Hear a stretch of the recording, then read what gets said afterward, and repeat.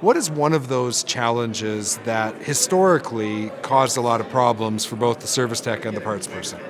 Well, historically, we have been on a wheel-in truck since the mid-90s. Okay. And that was with a hub that truly they had never seen before, when I say they, technicians. Yeah.